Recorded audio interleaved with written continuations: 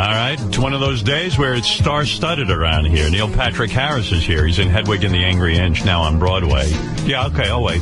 Sorry. Yeah. All right. Thank you, Gary. Oh, there's Neil Patrick Harris. Look at you. Yeah, there you are. Star of Hedwig and the Angry Inch, and also...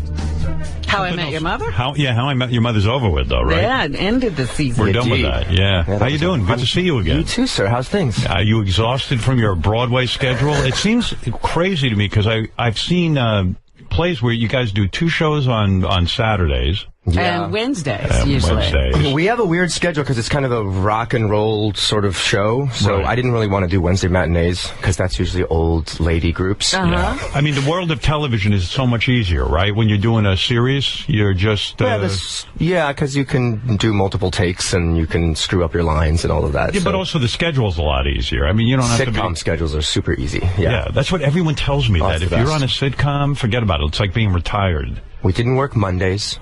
We'd come in on Tuesdays, rehearse from like 10 to 1, and then show it to the writers and leave, and they'd rewrite. And then Wednesday, Thursday, Friday, we'd film it as if it was in front of a live studio audience. And so if you weren't in the scenes, you didn't have to be there. But don't you have to go home and memorize all the lines and everything?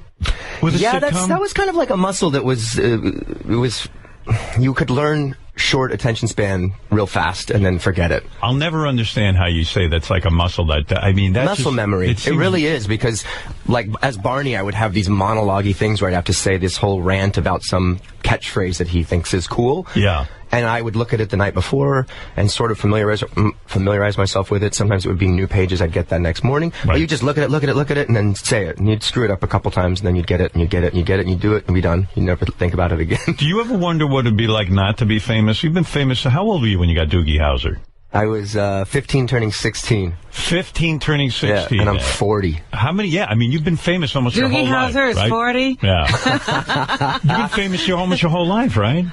I mean, more than you haven't been. More than I haven't? I guess so, yeah. I mean, do you ever remember a time when it was like kind of normal and people didn't follow you around and people weren't interested in everything? Oh, yeah, for sure. I grew up in a really small town in New Mexico called Ruidoso that was like 3 hours north of Albuquerque, and with creeks and one school, and everyone knew each other. That was my upbringing. Well, what's it like when you're 15 and then all of a sudden, I guess Stephen Bochco is the guy who created Doogie Howser. Yeah.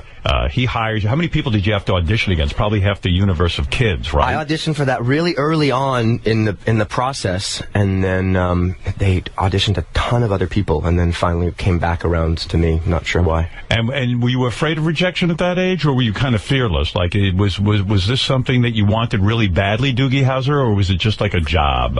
I was not living in Los Angeles, so I wasn't like, if I got a job, then our family got fed. We still lived in New Mexico, so it all kind of felt like a cool little adventure, a little lark. Did your parents want you to do this, or you were not really super into it? You mean you're sitting out in New Mexico and you say to your parents, I want to be an actor, and they fly you to Los Angeles for auditions? I was a relatively precocious little kid. I sang in like the church choir, and I was in the band, and so they liked that I followed what I was passionate about. Right. And so who was it? The band and the choir director thought that in this small town, I probably wasn't being able to perform as much as they would have liked. So they wanted me to go to some performing arts high school. Right. This was when I was like in the 8th grade, about to go into the 9th grade.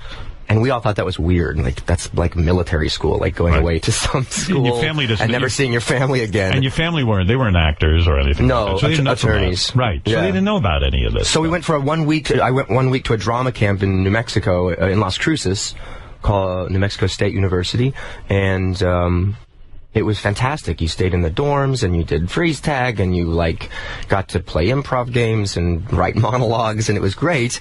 And the guy in charge of it, Mark Medoff, had written this movie called Clara's Heart, and thought that there was a role that was opposite Whoopi Goldberg, and it was like a lead role, and he thought that I'd be right for it. And the guy saw you at this camp? And he wrote the script for the movie. Wow, what a break. Huge break. Because random. Yeah, because you never would have gone to L.A. and pursued this kind of thing, right? It was just kind of a hobby. For sure, yeah. I was just like the kid that would sing. Oh, so you get into that movie, and then suddenly you're in a movie with Whoopi Goldberg, and then doors are slowly open. Did Stephen Botch go see that movie and say, "Why don't you come in and look at the Doogie Howser kind of thing"? Is that how it worked? No, he was a much bigger wig than that. I just did that movie, and from that got a couple other like TV movie gigs. And I worked with Lonnie Anderson. She drowned me in a pool. Would you fly to Los Angeles for auditions from New Mexico? Yeah. That's how it worked? Correct, yeah. So how do you learn about this audition for Doogie Howser? Because a roundabout way. It was cast by a wonderful man named Bob Harbin, who was head of casting for ABC. His boyfriend David, was the assistant to my then agent. So that was in the pipeline. They knew about it. We weren't interested in doing a TV show because that was uprooting the entire family from New Mexico. We would go to these fun little one-offs for 4 weeks in Big Bear, New Mexico, or Big Bear, California, and then come back. And so all of a sudden, this TV show, my parents said, let's not do a TV show. I said, that's totally fine. It's a big, giant commit. I didn't really know what that meant. So then why did you go back to, why did you go to the audition? They loved L.A. Law, and they loved Hill Street Blues. It was their 2 favorite shows. So they said the only TV show we would be interested in is if it was a Stephen Bochco show or something like of that quality. So your family uprooted, 2 lawyers left their practice so that you could be on a Stephen Bochco show. Yeah. Don't you find that amazing? Yeah. I love my family for being so close-knit. It was hard. It made it difficult. Did you have other siblings? I have one older brother, Brian. He's 3 years older than How did he feel about leaving? It worked out right. He's 3 years older, so it was right when I was, entering high school, and he was just graduating. So he stayed in New Mexico, and then he went off to college. So it didn't uproot him so much. That would have been awful. Yeah, because that's an amazing thing. And then you go, and Bochco offers you this job, which is a job that everybody wanted, and you become this Doogie Howser. And it was like the biggest show ever. I remember watching that show every week. It was such a touching, warm, little show, right? It was unreal.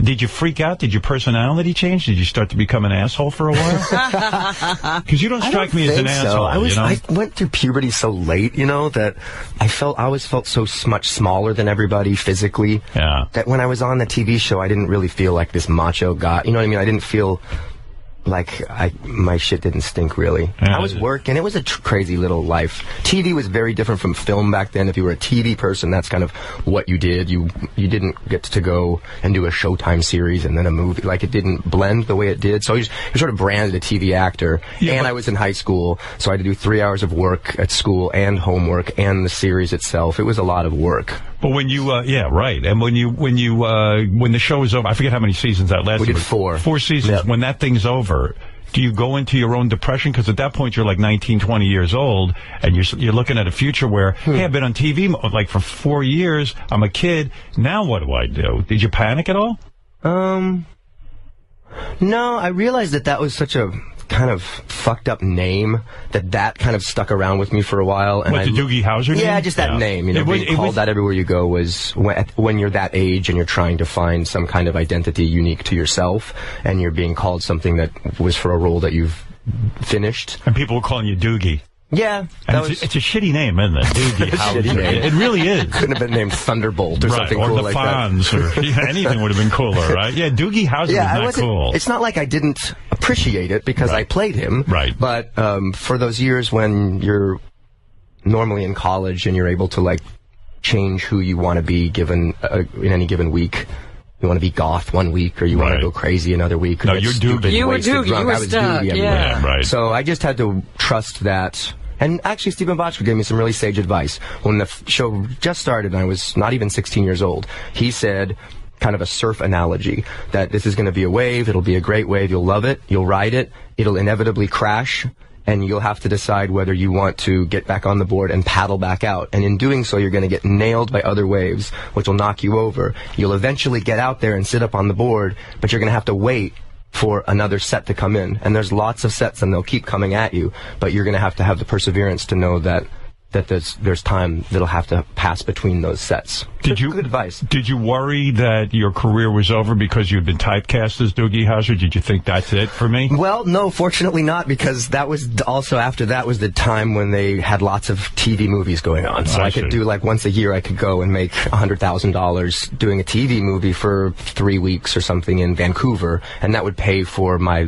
lifestyle and my life for the rest of the year, kind of. After you do 4 seasons on Doogie Howser, you're 15 17 years old. I don't know what they paid you on that, but are you set up enough for life that you could have actually coasted and kind of, like, if you saved your money, you could have lived... I don't know for life, but for a while, probably. Yeah, you had a lot of money and your parents didn't spend it or take a management fee or anything like that. No, that was tricky, though. That dynamic is tricky. Because my parents were attorneys in New Mexico. They couldn't practice law in California, so when the whole family comes here, they don't have an income. They have to take some of my income, and they hated it because they felt like what you just said, like they're taking some sort of management fee, which they didn't want to, but how are they going to pay their cell phone bills or, like, groceries? They have to take it from my money. What else? They can't practice law. I cannot believe that your parents gave up a law practice so that you could, I mean, essentially giving up their job because they couldn't practice law out there. It is kind of an unbelievably selfless thing. Yeah.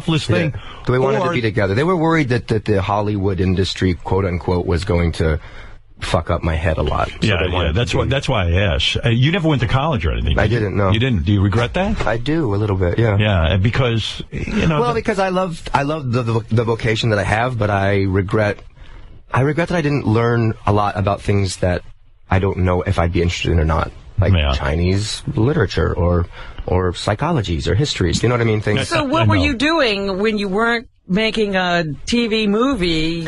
What were you doing? Once a year. I know what you were doing. I was in L.A. for a while, and I was smoking weed and like hanging out with my friends, and I had a fake ID, and I would, like, go to bars. Did you become a slut? Were you just one of these guys who hung out? I wish I was more sexual. You weren't that wild. No, I wasn't that wild back then. Yeah. And I just felt like a bit of a burnout, to be honest. And so I moved back to New Mexico for a couple years and lived in the mountains. I also heard that you spent a lot of time in magic, that you are this is the president of the Academy of Magical Arts in Hollywood. Yeah, is that true? I was the president at the Magic Castle. Have you heard of it? Yeah. The private club of magicians. I was the president there for 2.5 years, on the board for 4. I just moved here to New York full time, so I'm not that president anymore, but love magic. How good are you at magic?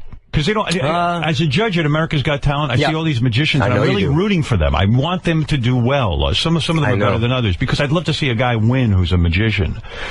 I would say I'm very knowledgeable in magic, but to say I'm a good magician is a whole different thing, because you have to practice that and do that and actually perform magic, but I don't really have a lot of venues with which to perform magic. Can you do close-up magic? Can you do sleight of hand and all of that stuff? Yeah, and I directed a show that was here called Nothing to Hide that played for a long time, and it was with 2 unbelievable close-up magicians, Derek Delgadio and Helder Guimaraes, and they did unbelievable, crazy shit.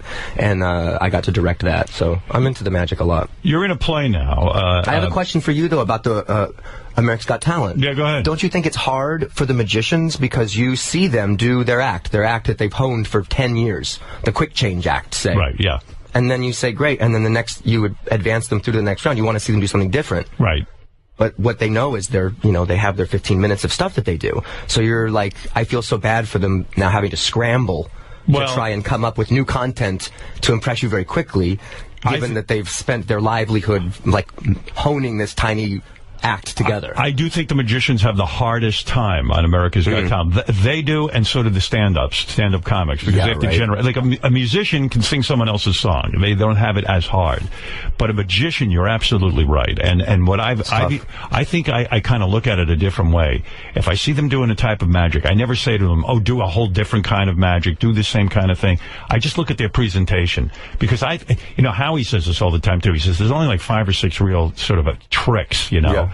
And if you do them, it's how you do them differently. You know what I mean? You've got to come up with something. I don't know whether it's you wear a costume or you just have a really good banter. Like Penn and Teller have the best, they have the best banter. So it's like you look for somebody who's original like that. I don't judge them on, like, always coming up with a brand new thing. You can't. I know, but it's so funny, because inevitably, what do they get? Inevitably, if they win, then they get to tour with the show and do the same 7 minutes that they would be doing. They get to tour anyway. They get $1 million.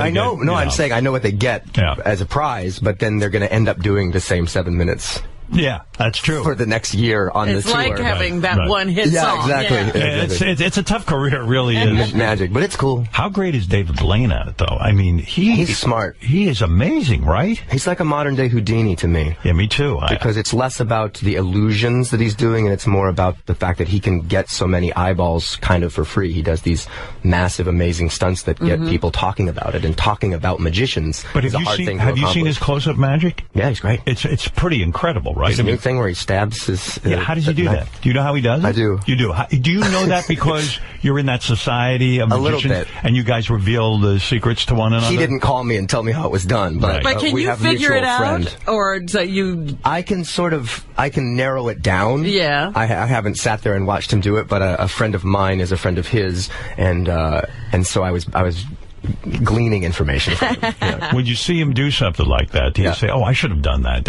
Because everyone can say, yeah, that's how he does it, but he figures out to do it, and he does it on a TV special and freaks everybody out.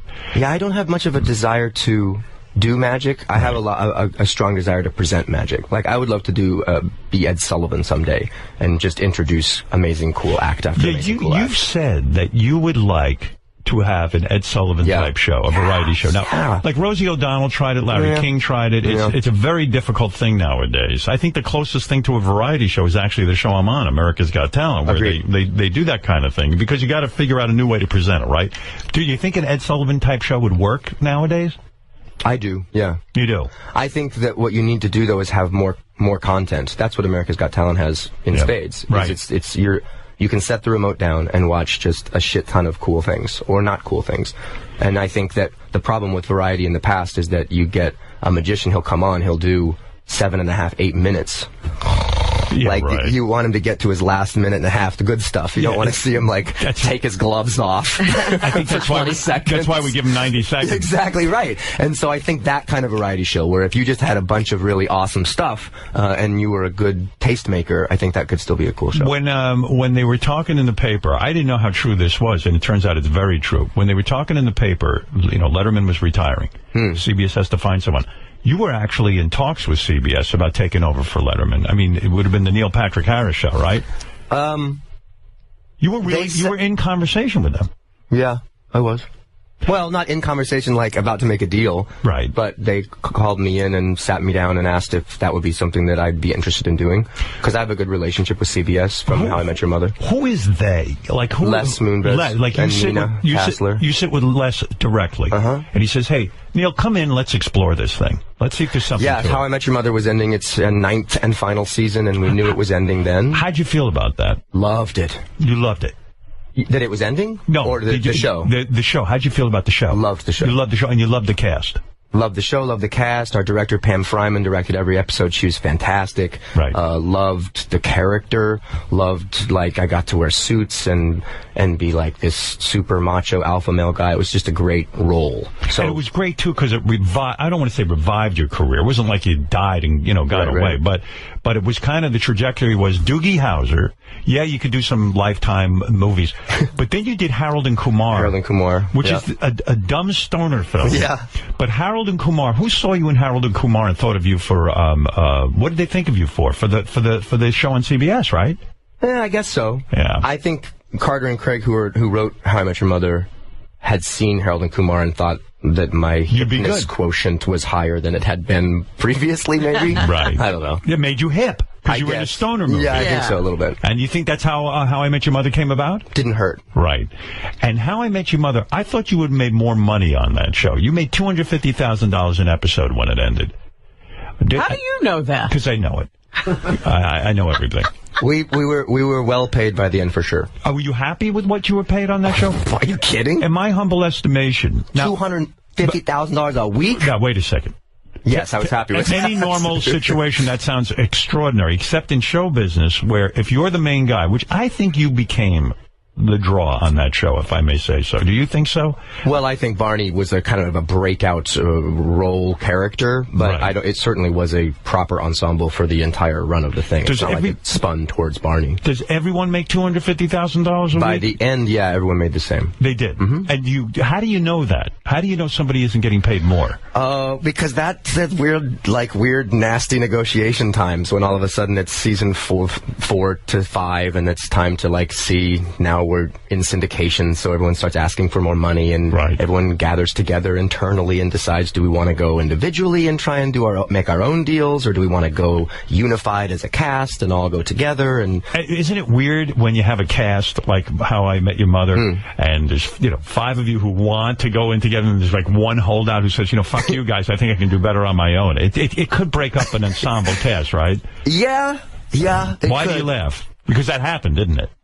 No, not exactly that way, but I was more in the latter camp than the former camp. So the asshole was you. I wasn't an asshole. I just felt like it seemed like we all had individual careers that we had nurtured up until that point. And so when you end up with an agent and a manager and an attorney that you have relationships with them, and they're hardcore fighting for you financially for your future. Right. That to have solidarity with someone who has done less or has, they benefit from sort of brought up by your understood, but it's CBS, and you know how the industry of television and the Hollywood works. Is your work, you're fighting for yourself and your take within it. So it wasn't like I was trying to take someone else's money. I just wanted my team to fight as hard as they could for me for my next season's work. So when you have that meeting with the cast where everyone goes, hey, do you think we should all go in together and stuff? Mm-hmm. You were honest. You said, I think we should go in individually because I think I can do better than the rest of you. Not even better.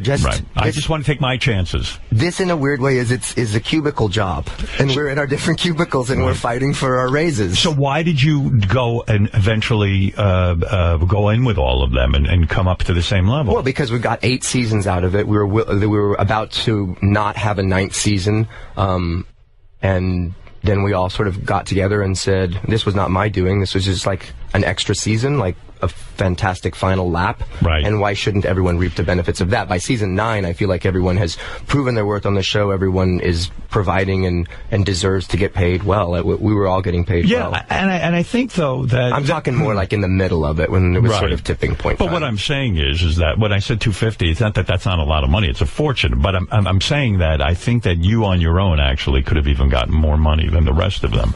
I really, truly do. Maybe, but it wasn't about trying to, like... You read about people get $1 million an episode. Yeah, but How I Met Your Mother was never that kind of show. Like, it had a really good fan base, but it wasn't a Big Bang Theory. It wasn't a top 5 show. It was always against Dancing with the Stars. Were you upset about Monday that? nights. I wanted to ask you that. I wasn't upset about it. I was just... we're creating content and memorizing lines and doing all of that and putting out a show that we're really proud of, and then it gets slaughtered by, people schadenfreude dancers. Yeah, and that's really sort of... It didn't piss me off. It's just like, but that is the bane of the existence of actors now, that these reality shows will get these huge ratings. People... I watch them. That's the problem. Yeah. But How I Met Your Mother... I can't be too mad if I'm actually watching the shows. But it's a little scary for an actor, right? Sure. You put on these shows, like you say, you write scripts and characters, and it seems, in theory, they would be more popular than how, the Dancing with the Stars. But we live in a social media world now that you can watch things on demand. You know it better than anybody. Right. And so if you want to watch How I Met Your Mother, you can wait and watch it on Netflix. You can watch the whole season of it. Nothing is appointment television anymore. Exactly. Did you ever feel bold enough to go to a guy like Les Moonves and says, if you just put us on a different night, we'd have Big Bang numbers? No, I didn't, because I was really happy that they always kept us on Monday night for 9 seasons. Right. I am appreciative of them for that, because when you look at a show like Community or something that was just canceled after having had like 11 different time slots at different nights, and no one knew when the show was on, so it's like, how does it get a fan base? Right. Even if we're in the 20s of the ratings, like, we had a fan base that knew Monday night was CBS, and they would come and watch it, and they'd watch the show, and that was important, I think. So when Les Moonves calls you and says, look, Letterman's leaving, that's top secret, right? Yeah. He can't, that's not general news. He called me and said that he'd like to have a lunch meeting with me. Right. At his office. And you had no idea what it was about, because Letterman hadn't announced yet. Correct. It was hush. In other words, Letterman... I knew it was about the future. Like, he wanted to... He had an idea. Stay in business with me. That was what I assumed it was. Yeah, and when Les Moonves calls you and says he wants to stay in business with you, it's pretty damn exciting. How far ahead of the announcement was this meeting? I still want to know when Letterman told Les Moonves.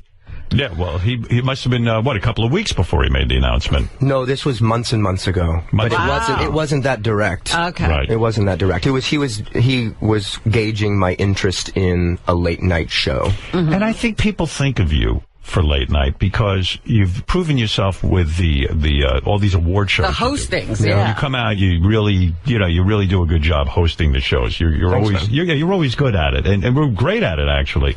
And because you can do so many things, you can sing, you can dance, you can also tell a joke. So it seems like you would be a formidable a competitor in that time slot. Yeah, there were many reasons why I just didn't want to do that. Because I don't blame you. it's a very difficult grind. It doesn't seem like it when you're watching the show, like they're on an hour a day. But it's I feel like the competition is so stiff right now. Like had I had that conversation with them when it was Dave and Jay Leno, I think then I would have been able to say I could be the younger guy that comes in and like makes it hip and young and fun. But now you have both Jimmys who are fantastic at what they do. That's right. You have Seth, you have Jon Stewart, right. You have Colbert, you have like all these people who are great at it, and they're all kind of in the same demographic, and they're all hungry for it. And you look at these viral videos that the Jimmys are battling with each other, and it just seems like the repetition would kill me. I think you're right. I think it is one of the toughest time slots in television. Oh. And then it's not even like it's like when you do your sitcom, there's a writer. It's not just on you. Right. When it becomes a talk show, it becomes on you. It's your personality. It's your ability to pick the right jokes and all that. It's just voracious. You're just purging content, and you do a whole show, and then you can't sit and go, that was a good show, you know? No, I don't think there's any time to reflect. You finish, you're like, what's next? What's next? What am I filming next? What are we doing next? Why is this monologue not funny? Where are the funny writers? They have funny writers. You know, it just seems like I'd get nasty. And why are the guests going on the other show? Yeah, and all exactly. that? That's another big thing. God, you know, I talk to Jimmy Kimmel a lot, and he's amazing. When I see the hours he puts in, I mean, it is fucking crazy. And I mean, they're there day and night working on these bits for an hour television show, and he's got to be there. You know, that's the way it goes. And Jimmy Fallon, same thing. I don't even know how to quantify these hits on these videos that they're doing. Like, I don't even know what that means. Like this video that he did about the girl that does twerking and then falls on her ass and catches on fire. Right. It got 100 million hits. What does that mean? And everyone's always bragging. Does that mean he makes money? Does that mean... I don't even know what it means. It's a hard thing to figure out because everyone seems to be very taken with all of that. That being said, I have a good idea. Mm-hmm. I think that you should take the 12:30 slot. Why would I do that? Craig Ferguson's. But why would I do that?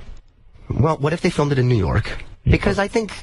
But I've got such a great gig. You've got America's Got Talent. And but I've got such a great gig here. Yeah, that's true. And I get to talk to a guy like you. I could sit here for an hour and talk to you. There's and no learn way all of doing this in television. Yeah, it's so much fun. Yeah, that's true. That's true. With the commercial breaks and everything. So when Les sits you down and he says to you, okay, look, Dave's retiring. This is please keep it quiet. It's between us. And he says... well, he knew that Dave's contract was up in 2 years. Right. So he was assuming that they would probably not want to re-up for another 5 years or whatever. Right. I mean, David's been doing the show for a while. Yeah, and you could kind of read the tea leaves because Leno was retiring, and I don't think Dave wanted any more of it. I mean, who knows? Yeah. Where do you go? Do you go to a restaurant, or do you go to... his office. He has next to his office like a little room, and we had sushi brought in. He had sushi. It was fantastic. Food is served. It was delicious. Oh, my God. I loved it. Yeah, I mean, these guys live a pretty big lifestyle. And so you sit down, so they're wining and dining you, and it's got to feel pretty good, right? Very good, yeah. I mean, for young Doogie Howser to have grown up and got all these offers. I didn't think of it quite that way, but yes. And isn't it weird, too, that Hollywood even said, like, when you came out, it could hurt your career. Right. It seems to me your career is more on fire than ever.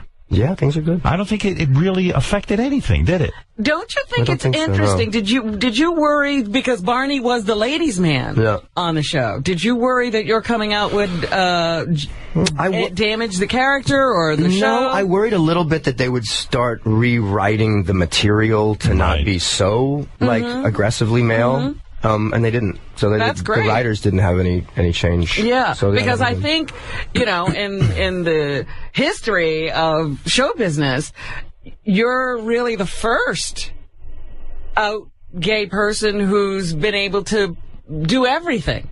No, that would be me. Oh, sorry. So wait a second. So when you sit there with Les, thank you, Robin, and he starts to, sort of say this stuff. Your mind must have gone kind of, I guess you got excited, right? Because it is kind of, wow, 11:30 at night, taking over for Letterman. That's a huge thing. Like, that would have been kind of really interesting for you to do. Totally, yeah. So do you have to come up with some sort of game plan with him? Did you sit there in that meeting and go, yeah, you know what I'll do? I'll do this, and then I'll do that and that, and you get less excited about it? Or is he trying to get you excited about the job?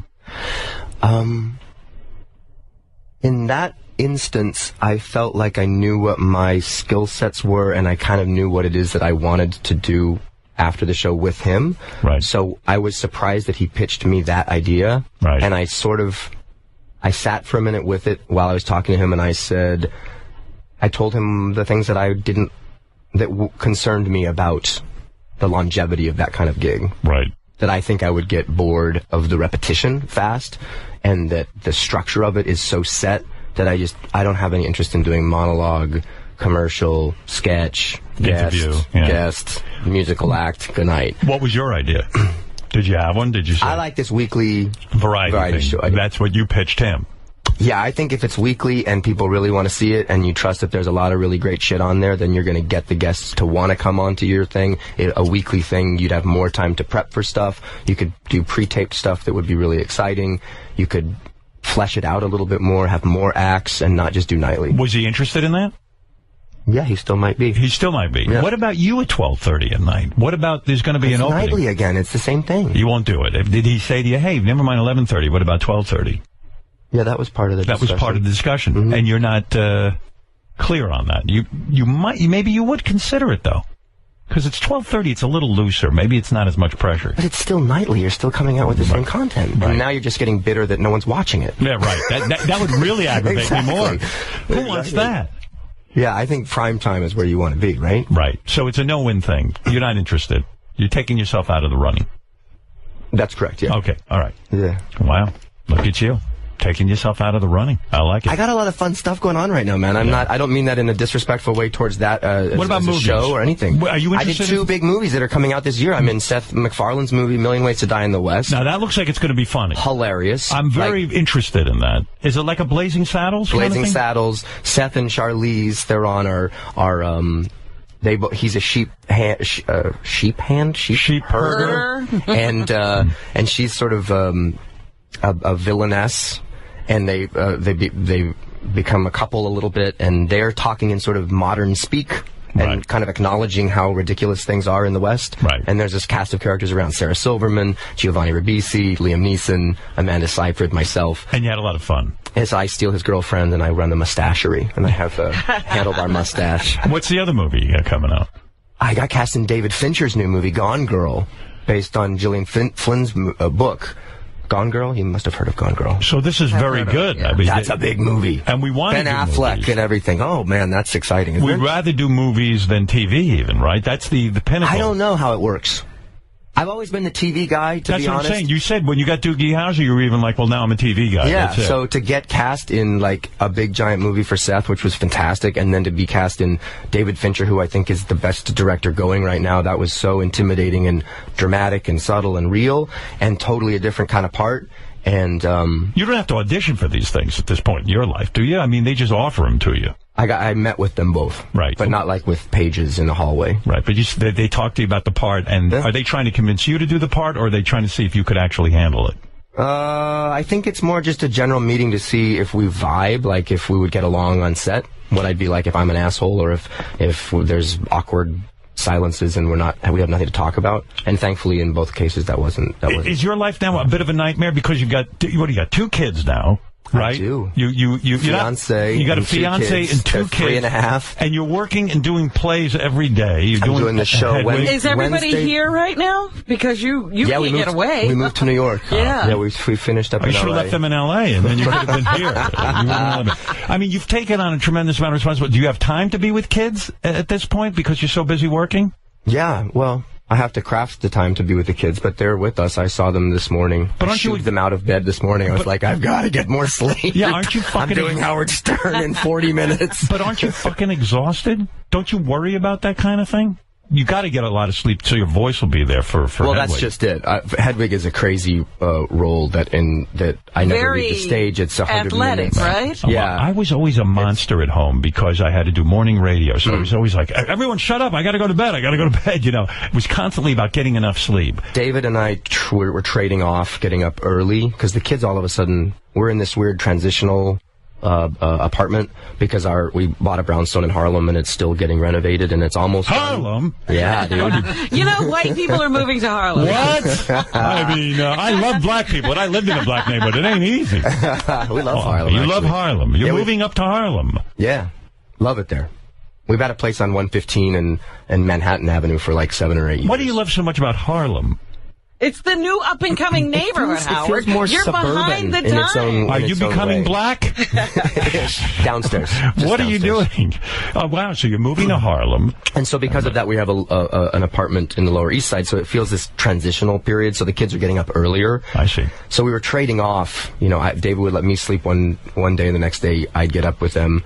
And that was just not good. I have to sleep for the vocal cords to recover. Right. And so then David was getting up every morning, and he was starting to get very bitter and upset, understandably, about the fact that I just get to sleep in for 8 hours, and he's getting up with 5. Right. So we're having to deal with that. Yeah, I'm sure you guys have little fights.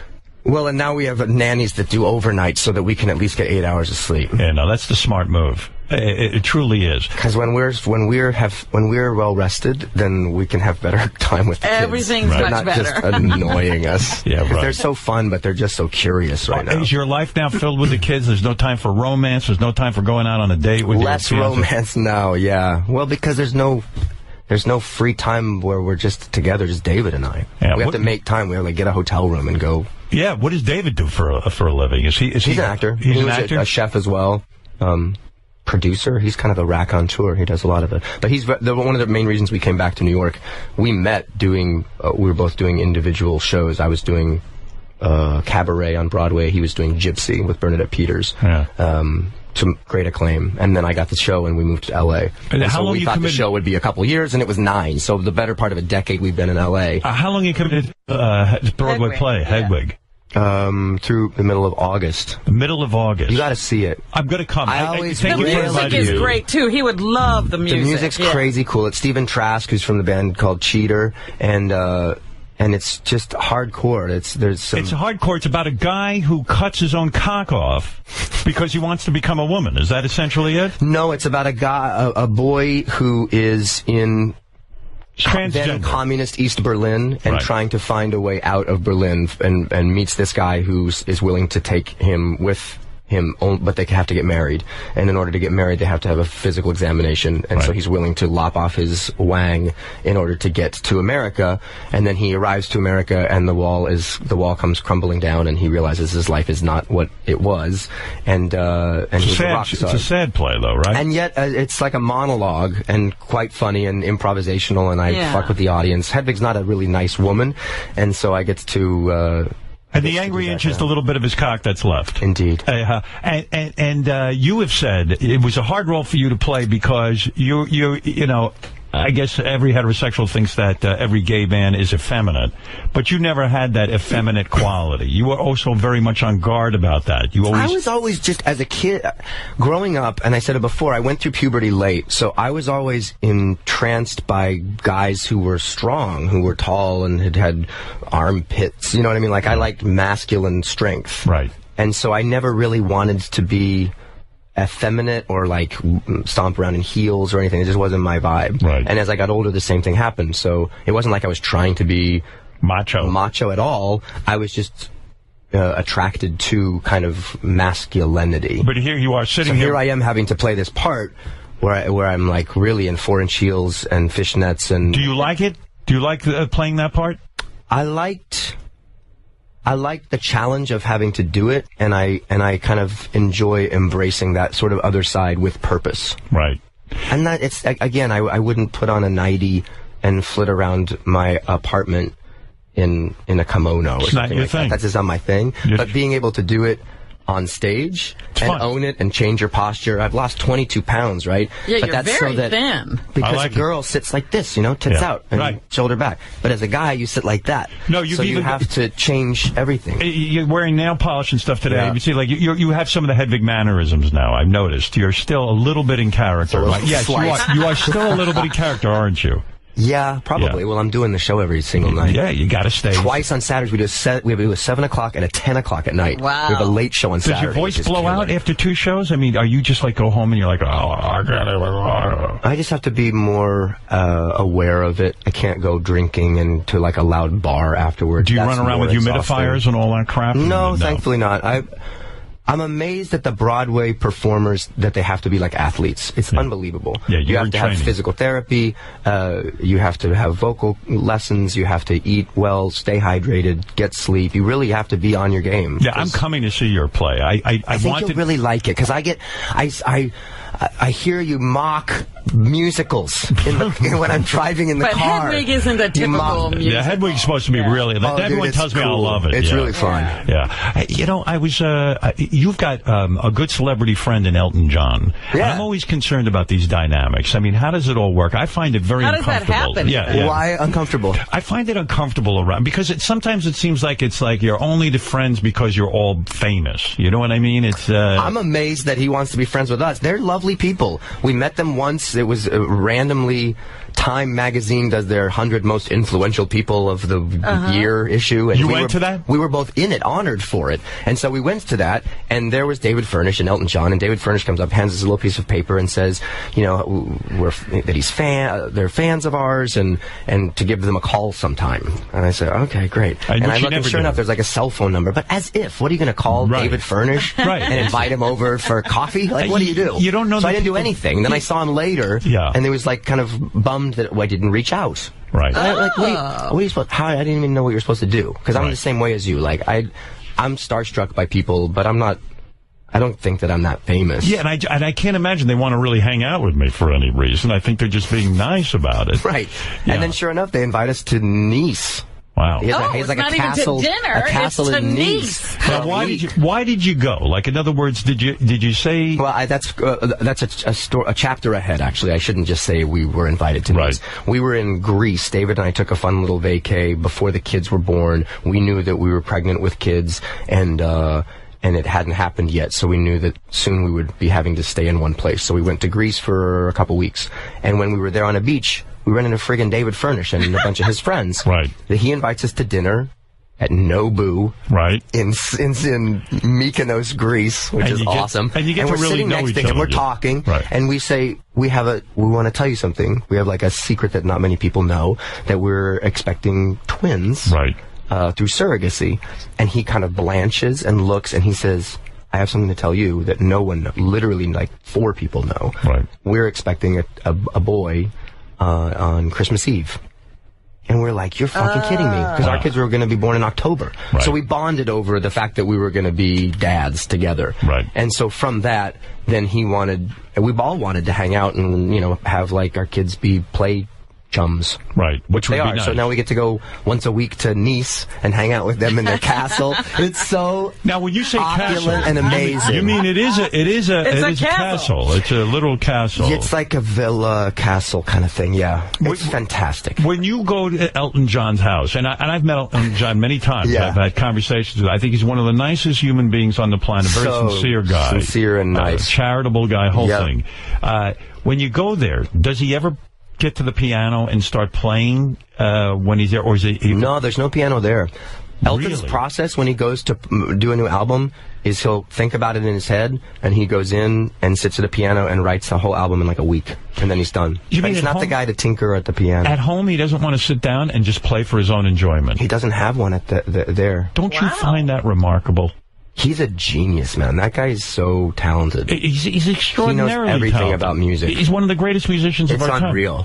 But we have to constantly pinch ourselves. Like, we're having breakfast right now with fucking Elton John.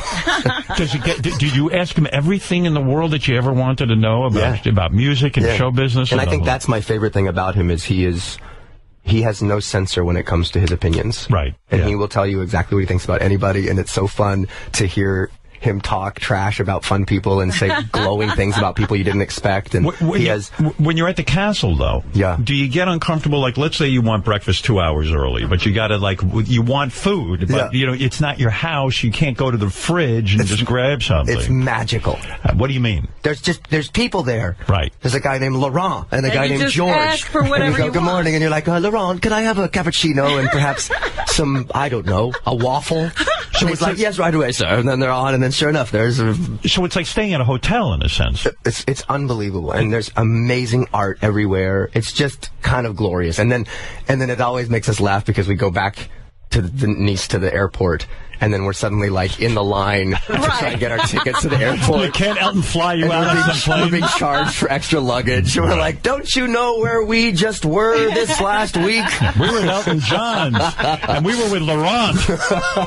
Laurent, can't you get us through this line? It's a great spoiling week. Is there a set dinner time? Like, in other words, everyone gets together for dinner, and Laurent serves dinner, or somebody does. George and Laurent and the staff, yeah. And everyone gets dressed, and you're there for dinner, and it's kind of fun. Are there other people there, too? Are there other couples staying there while you're there, or is it just you? We've been super fortunate in that it used to be that before they had kids, that they would invite an eclectic group of people, and every week a new group would come and a new group would leave. How fun is that? Super fun. Right. But now, since we have 2 kids and a nanny, and then they have 2 kids and a nanny, all of the bedrooms are now spoken for by kids and nannies. Right. So we get a week just us with the kids. So it's great. So yes, dinner times happen, and he'll say, great, Bono and his wife and they're going to come and join us for dinner on Thursday. Great. Lady Gaga, I suppose, gets in there, too, no? She hasn't been there the weeks that we have. So when Bono comes by... Bono and the Edge come. Do you feel pressure to be super fabulous when Bono and the Edge show up? You know what I mean? Like, you've got to have witty things to say. Honestly, I just keep thinking I'm this dorky kid from New Mexico that is sitting with this view and with these people and with this glass of champagne, and like I'm talking to fucking Bono right now. That's my point. But he's so lovely. You've talked to Bono before. I don't know Bono. I met him at a party for 2 seconds. You've never had him sitting here? No, never. Oh, he's like the greatest storyteller. When he talks to you, he looks at you, and it's like you've been best friends. And he'll just tell you a story, ask about you, and 3 hours will go by, and you've learned a lot about him, and you don't remember any of it. Do you ever go home from there, though, and say, gee, I wonder if Elton really enjoyed us, because you do feel that pressure. You're getting invited to this fabulous place. Sure. Ostensibly because you're this fabulous person, too, and you're interesting, and, Well, do you ever think that you're just liked on the same level as your other friends? I never do. You don't have to be fabulous. It's okay. No, I feel pressure to be fabulous. I really do. I don't feel pressure to be fabulous. I just feel like what has connected us as friends is that we're honest with each other. Like, I don't feel, while I pinch myself and go, I can't believe it's Elton John, I'm talking to him as if it's just he and I as friends talking, and he knows secrets that I've told him, and I keep secrets that he's told me, and we have a good friendship. So I think more important than trying to be fabulous is just trying to be authentic. Can you tell us? I don't want to be phony around him. Can you tell us all of Elton's secrets right now? List them in order, if you don't mind. No, you can't do that. I can't you won't be invited back, I'll tell you that. Absolutely not. No, well, no big secrets. Just, when you're talking to someone, you tell heartfelt stories, and you share things. I've actually have a few friendships like that with people who are well known, and I seem to be able to keep my mouth shut too. But you still feel that pressure. I love your clique of friends. Actually, I'm friends with some of your clique of friends. Who are you friends with? Kelly and Mark. Right. Ripa and Consuelos. Yeah, they're terrific. Mary McCormick. Right. Great friend of ours. Terrific. And so I'm sort of, Howard adjacent. We circle each other. You're circling each other. Yeah, exactly. I'd be friends with you, but you got too many young kids running around. I know. I don't need that aggravation. That's a lot going on. If you get away for a night, let me know. You know what I mean? Because you're up so late at night. Oh, my God. In bed like a baby is what I am.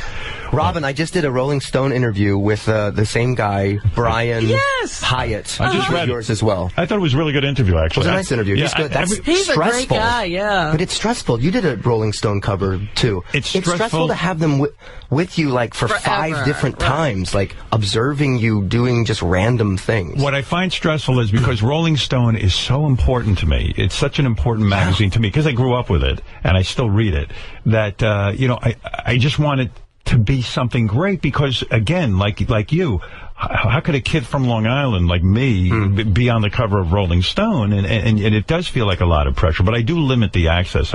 2 visits, not 5. It's enough. So it was 2 interview visits for me, but then he wanted to observe me getting into the hair and makeup at the show, and then then we had a meal together. And it was probably the same with Howard. He came in here and observed. He must have observed you do stuff. You know what it is? You're afraid to say no to all these visits, because then they'll write a shitty article. That's exactly right. Right, yeah. But then you're worried you're going to slip and accidentally accidentally say something that's the point of their article or something. You're nude on the cover. A lot of people are making a lot of that. That you're nude and there's a top hat over your penis. Yeah. And then my first reaction to seeing it is, I guess he was aroused and they hung the top hat on him. But of course they did. That was it. No, that was it. Was that it? You were Just fully aroused? Fully erect the entire time. By the way, you know who I think has a crush on you? Who's that? Is Elton's husband. David Furnish. Yes, Why do you say that? Because he's always pinching your ass. Elton's an ass pincher, too. Is that right? Yeah, what do you think's going on? Do you think he wants to swing with you guys? Oh, God, no, not at all. I think swinging might be in the It's future. a funny thing to do when a picture's being taken. Right. It's an ass honk to see what you're going to do. Are you going to maintain the same smile? Or are you going to give a... I was thinking, maybe Elton's going to say to you one night, hey, come on, let's all have some fun together. I mean, let's get going. You know who I think has a little crush on me? Who? Richard Christie. Oh, yeah. Now, you guys are good friends, you and Richard Christie, who works on our show. Richard Christie? Yeah, dude. Yeah. You share a passion for haunted houses. He loves the haunted houses. I do, too. And I'm very excited to be living on the East Coast because now he can tell me of all the really great ones. Oh, my goodness. How are you in touch with Richard Christie? He was in the second Harold and Kumar movie. Right, Oh, that's right. And that's where you met him. Yeah, and then he sent me an email. And I'm just a fan. I think what Richard and Sal do is fucking genius, dude. Better be. I'll throw him out of here. Funny, those prank phone calls are too much. Yeah. Do you ever make prank phone calls? No, You know what you want to do for fun? What? Just get over your fear. Go in the room with Richard and Sal for an hour, and they'll help you with it. They'll get you and make a few phony phone calls and see how you do. Try it. That'd be hilarious. See how you do it. Maybe you're good at it. You're an actor. You can do voices. You can do all kinds It's all of the improv-y stuff. You could be Hedwig. You could be Hedwig. Hello, darling. Yeah, hello. Hello, darling. There's a German accent talking. It isn't easy, though, to make a good phony phone call. It's an art. Yeah, I know. It is. Because you have to be kind of simple. Yeah. Because if you're too complicated with it, then I think people will see right through it. And you got to wait for reactions. It's a whole thing. It's fantastic. Hedwig. Neil Patrick Harris is in Hedwig and the Angry Inch. Yeah, it's dude. now on Broadway. He's working his ass off, so go see him. I would imagine it's hard to get a ticket. How friendly is he with Richard? Do they get together? We haven't yet, but we're on different coasts, so I hope that we can now. Neil, Here's Christy, and we're going to the haunted house. I think it would be so fun to go to a haunted house with him, don't you? Oh, yeah. He'd be so into it. He brings a case of champagne and pisses his pants. Now you'll have a great time. Next thing you know... Would it interest you like that place they go to where they get put to bed at Christmas time? There's some house they go to where there's elves and you got it wrong. That's creepy. Yeah, well, the elves and dwarves refused to put him to bed with his wife. That was a whole... Was it? Yeah. Oh, my God. No, now they have things here where you get locked in a room or something. I've just read about this. They do. Dear. And you have to find your way out of a room. Like a dark room? No, like puzzles. Like you have to solve puzzles in order to escape from a room. You go with him, you get shit-faced, and you'll have a good time. Next thing you know, Richard Christie will be at Elton John's house. That's it. He'll be pinching Richard's ass. Oh, man. Listen, see Neil Patrick Harris in Hedwig and the Angry Inch, now on Broadway. Yeah. I'm coming to see you. Yeah, I haven't had a free minute. Well, come whenever you're able. I don't know. There's a 7 o'clock show on Sundays. That's too late for me. That's too late. There's no intermission. That's 90 minutes. You'll be done by 8:30. Is that right? Do I have to come backstage and see you afterwards? Nah, fuck it. I mean, that's insulting, though, they say. Robin says that's an insult. It would be so much more awesome that you came to see the show than to not come because you didn't want to go backstage. What is the temperature in the theater? I went to see LBJ with all the way with LBJ with Bryan Cranston. That's 3 hours long. Good for you. 3 hours long. Dude. I loved it. Yeah. But it was so frigid in there, so cold, and air blowing down. My wife is now ill from it. She's sick. She is? Yes. She is sick as a dog. And I was freezing and wrapped up in almost in coats. I had to take Jimmy Kimmel's coat and wrap it around my head. I'm not sure of the temperature because I'm on stage sweating buckets. Because I come out and I never leave the stage. So I'm like, I have 3 different outfits on top of each other. I have multiple wigs on top of each other, and the whole thing sort of gets stripped down, and there's costume changes. I will come check you out. No matter what the temperature, but I'm bringing it. If you see me there with a heating blanket, you'll know why. I have to come see it because I only saw the original production, and I've seen the movie. Did you see John do it at the? Yeah. Really so I have to come see you. Let me know when you'd like to come. Okay. It's I'm proud of the show, man. It's really cool. It's not like a Broadway musical. A typical Broadway musical with. And are you nominated for a Tony? Yeah. You are? Yeah. Now, who are you against? I'm against Andy Carl, the guy who played Rocky, who's on Rocky on Broadway. Right. And the 2 leads from a musical called A Gentleman's Guide to Love and Murder. Okay. You're going to win. You know that, right? You got it locked. Don't act all fucking humble, Road. I don't certainly have it locked at all. I think you do. But I never even heard of Do you these know other who guys. votes, Howard? Yeah, I know exactly who votes. What I'm proud of is that the show got 8 nominations. Yeah. Best revival, best director, best costumes, lighting, and I really think that those people deserve to win. Let's write the speech now. My money's on you. That All right, you're cool. Win, all right, let's. First of all, I think you start with a joke. Okay, a little humble joke. Something about you cover your Rolling Stone with your cock, or something about that Angry Inch, or something. Cock comedy. Cock goes joke. over really well at the Tonys. Who are you going to thank at the Tonys? Seriously, because you're going to win. I don't know that I'm going to win. I really feel you will. There was the Outer Critics Circle Awards, Right. of which I was nominated, and I didn't win. Jefferson Mays won. And what just is last he in? week. What play is he in? A Gentleman's Guide to Love and Murder. And he won over you. He plays like 8 different characters in the same musical. Wow. But I love the Tonys, so I hold it up to a really high esteem. I've hosted that. You've hosted it. They got to give it to you. I mean, they got to love you over there. You've hosted it. You've done well.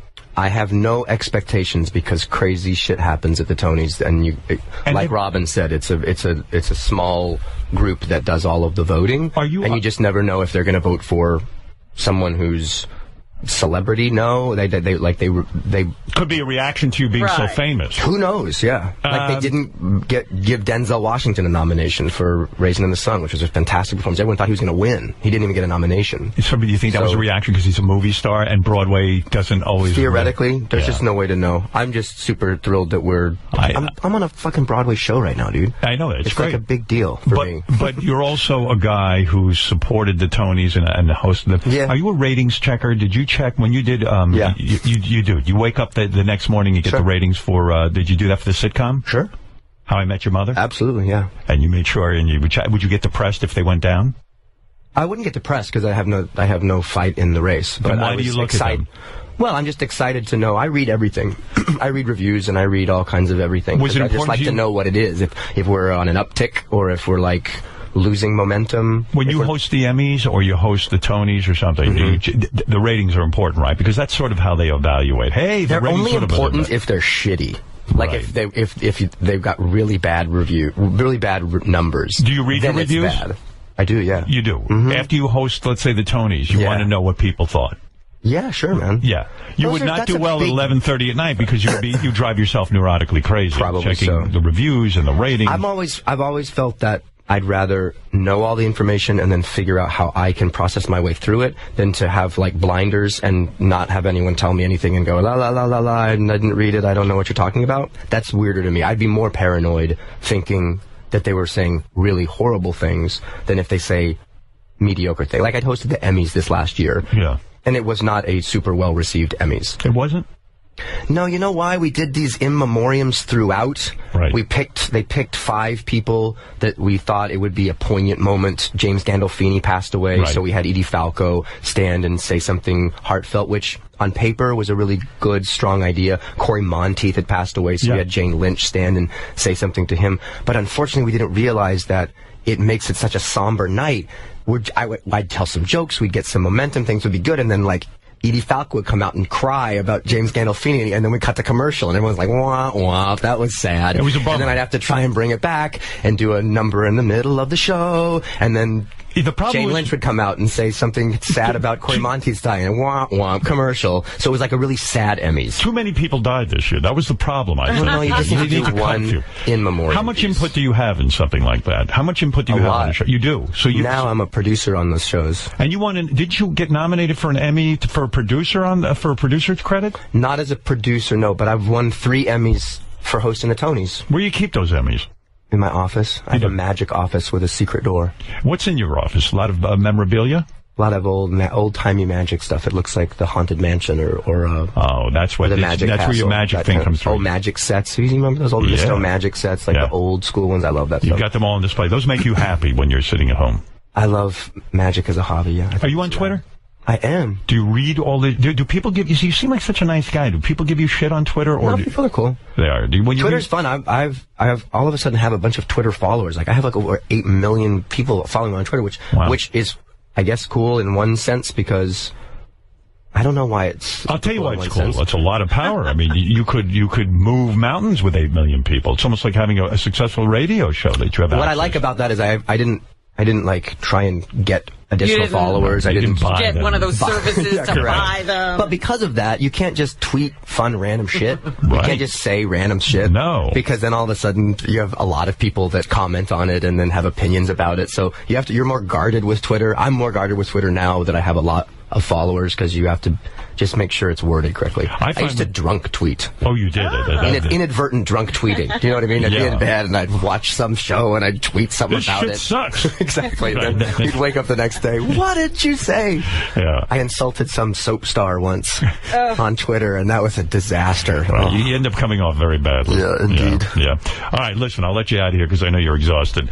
Neil Patrick Harris in Hedwig and the Angry Inch, now on Broadway. Everyone go see it. See this fabulous actor doing his thing. For tickets, go to hedwigbroadway.com. And you can see Neil in A Million Ways to Die in the West, opening up May 30th in theaters everywhere. I'm really looking forward to that. Oh, dude, it's hilarious. Do you want to badmouth Harvey Weinstein before you leave? Do I know? Harvey asked me to go do a thing, and if he's asked you to do something, you do it. You do it. You show up, and I did. Yeah, Robert Duvall didn't like Harvey. I like Harvey. I mean, he seems like a nice guy to me. He's polarizing, and I just want his polarizing to be in the affirmative towards me. Sure, yeah. Seems to like me. That's all I know. All right, listen. You've said enough. Thank you, Howard. You've done it all. I'm a huge fan of the show, so you guys keep on keeping on. Fred, you're the man. Thank you for saying nice things about me. I read the Rolling Stones. Some of your favorite things, one of them was Howard Stern, actually. Yeah, for sure, bro. Yeah, you said that. I appreciate that. For the money, it is the best thing that people can buy is Sirius to hear your show. Like, you create content and provide stuff for people, with the exception of Hanzi. You don't like Hanzi? You don't like Hanzi? I don't get it. I don't get it. When Hanzi gets on there and starts his conspiracy theories? So disrespectful. Yeah, but that's I thought Eric the actor was disrespectful. Do you like Eric the actor? Yeah, he's amusing. Amusing. Yeah, I think he's got his own whole thing that he's doing. Hanzi just seems like he's so aggro at you, and I'm like, why is he aggro at you? It's a bit. It's a bit. He is. No. Seriously. He's on heavy medication. You know, he's delusional. He thinks there's conspiracies and that I'm... But that's for real? Or yes, does he know that he'll get on the air if he turns that up? Lives in the basement. His parents only wish this was fact. He lives in the basement, and he really believes that I spend my day manipulating his life and watching him. Did you go to the birthday show? I didn't. Did Hanzi go? No. Because he wouldn't go... He wouldn't get permission. I told him to get permission from his parents, because I am worried about, his health. And he took that as a horrible thing. So in turn, he didn't get to go. He didn't get to go, and he still holds it against me. Holds it against you? Yeah. I can't believe it. He says I sabotaged it, and that I'm afraid of him because he's so talented. All right, look. The disrespect. Neil Patrick Harris, everybody. Hey, thanks, Howard. I can't believe that Hanzi hasn't called in to you to get a job. He's been applying for jobs lately. Has he really? Yeah. I'm glad he hasn't. Oh, wait, here he is. Oh, no, please no. Do you want to talk to him? Do you want to say hello to him? Sure. Let's hear the song first.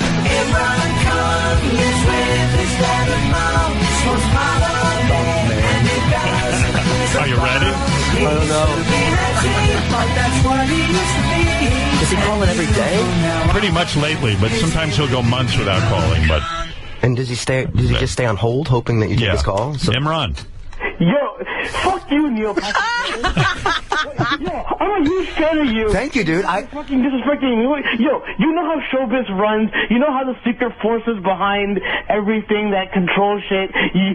You're aware of it, and I don't even think you're really gay. I think this is all that. I think you're really straight.